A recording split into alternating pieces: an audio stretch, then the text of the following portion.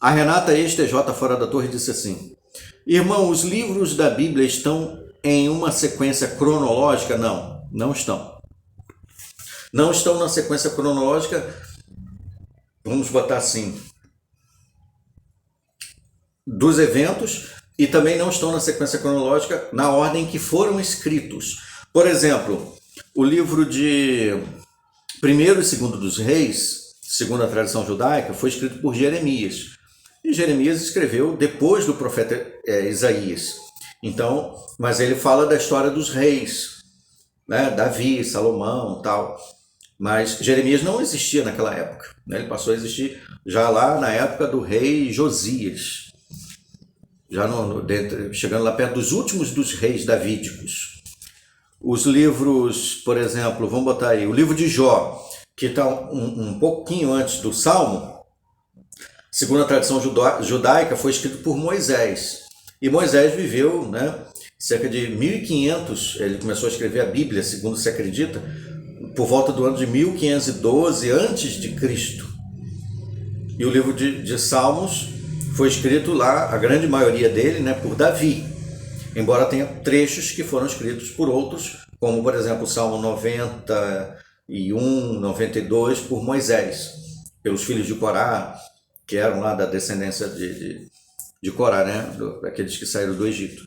Então, foi colocado em ordem diferente. O livro de Esther, que foi, segundo acredita a tradição judaica, por Mordecai, o primo dela, né, que criou o primo velho, mais velho, foi escrito na época lá em Suzã, na Pérsia, mas isso na época do cativeiro babilônico, mas ele é colocado antes do Salmo. Livro de Neemias também, e Esdras, é mais ou menos daquela época lá que eles estavam retornando do exílio, mas é colocado antes de Salmo, de Provérbios, de Eclesiastes, de Isaías, entendeu? Aí você pergunta assim, e como eles foram juntos em um só? A história oferece alguma informação? Tem muitas explicações interessantes sobre isso. Por exemplo, eu recomendo que você leia, ou você assista, né? Tem um documentário muito bom, tem no YouTube, ele é chamado Scriptorium. Scriptorium vem falando a história da Bíblia, né? Desde que ela era escrita em pergaminhos, em rolos, né? Peles de animais, até se tornar códices, né? Como nós temos assim, páginas costuradas. Tem também o site Bíblia Sagrada Online, também explica bastante a respeito da Bíblia e como ela está organizada, entendeu? Aí a Renata ex-TJ Fora da Torre disse assim: se aprende mais aqui do que no Salão do Reino. Lá é só técnicas de recrutamento e PNL, a Bíblia só era lida para embasar os ensinos da torre. Infelizmente, né, a organização tem uma estrutura de educativa que poderia ser muito bem utilizada, e até certo ponto era muito bem utilizada. Eu, inclusive, até teci alguns comentários. A época foi infeliz, né? A época em que eu fiz tais comentários foi infeliz porque eu falei para as pessoas erradas.